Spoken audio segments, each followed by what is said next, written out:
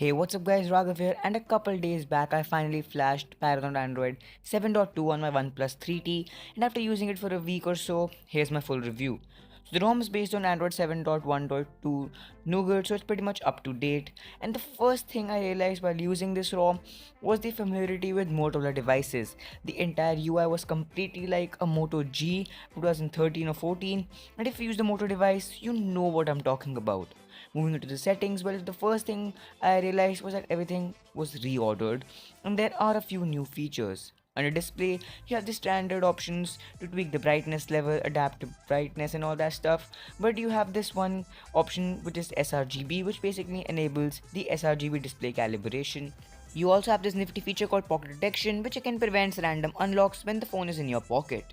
You also have the color theme engine, but we'll talk about that a bit later. You can customize the color of the light at different stages of the battery, and you can also customize what light appears when you receive a notification. Talking about the color theme engine, well, it's pretty standard. You select a base first color, which can be default, can be grey. You have the option of pixel, and you can also select dark. Once you've selected that, you can select a secondary color, and you have a ton load of nice vibrant colors, and you select them, and it basically creates accents here and there in the UI, in the settings menu, and notifications panel, and basically gives a nice look throughout the device.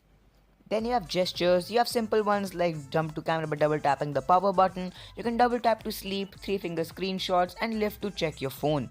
But apart from these basic ones, you have a ton load of unassigned gestures which you can assign to various apps and shortcuts, and it's definitely a handy feature. Moving over under buttons, you have the pie settings, but we'll talk about that a bit later. Apart from that, you have the standard options to enable software keys. You can swap the keys. One handy feature I found was the ability to swap the slider, which basically swaps the order of the alert slider, and I think it's more convenient the other way around.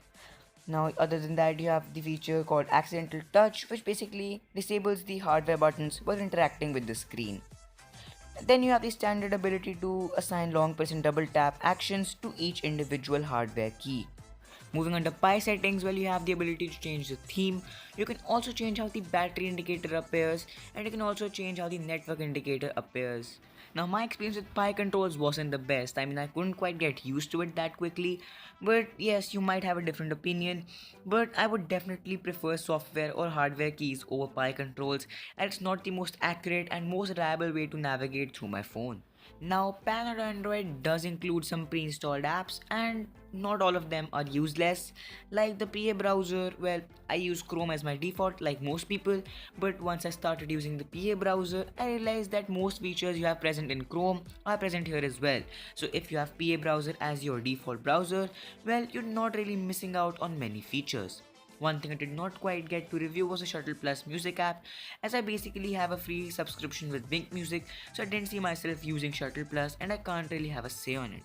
Talking about performance, well, it wasn't the best. I was in the impression of Paranoid Android being one of the more fast ROMs out there, but it definitely wasn't the case.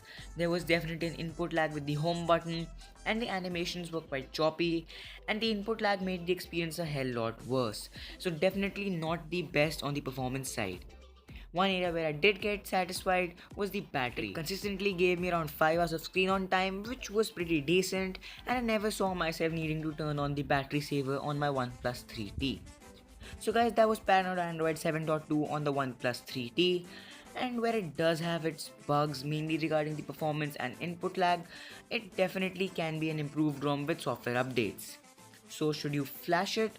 Well, at this moment, I wouldn't recommend you do it, but with a few software updates and a few minor bug fixes, it can definitely be a great ROM, and you can definitely give it a try once it's fixed. Anyway, that's been it. Thanks for watching, and I'll catch you guys in the next one.